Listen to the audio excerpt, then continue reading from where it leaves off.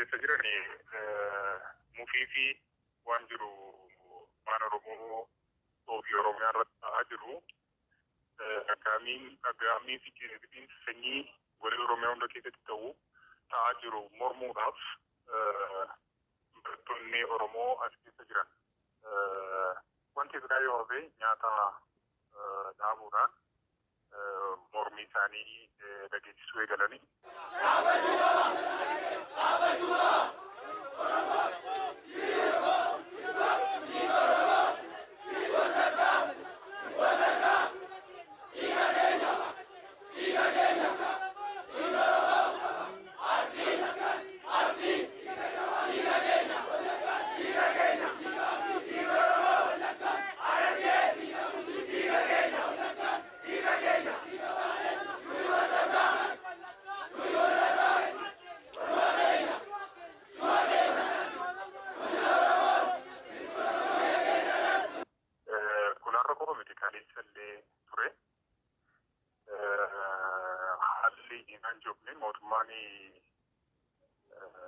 Humna qabu hunda fayyadamee nama ukkaamsuu akka hafuurri namaa hin baane akka sagalee hin dhageessifne gochaa ture. Har'as ganamaan kaanee noota akkasumas nyaatas dhaabuudhaan mormii keenya dhageessifannee kanumatu jira. Yayyani nuti akkuma barattoota Finfinneetti waan kana akkuma dhageenyeen dirqama lammummaa baachuudhaaf ijoollee faana walitti haasofne sana booda akka har'atti beellamannee har'a gadi baanee mooraa keessatti sagalee keenya dhageessisnee gallee jechuudha.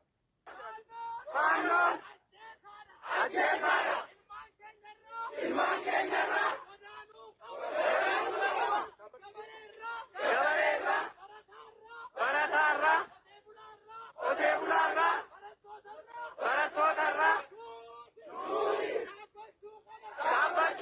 Saarinoon keenya lubbuun lammiilee nagaa ajjeefamuun haa dhaabatu.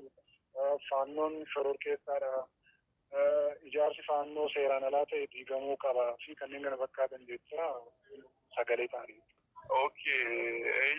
Barataa Gambeellaa Yuunivarsiitii waggaa sadaffaatii haala uummati keenya lixa Oromiyaa dabalatee goleelee Oromiyaa keessatti rashanamaa gubachaa qabeenya isaarraa buqqaa jiru.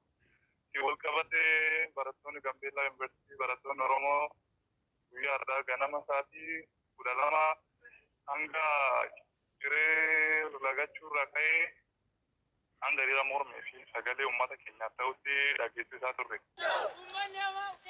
Uummanni keenya maatii isaarraa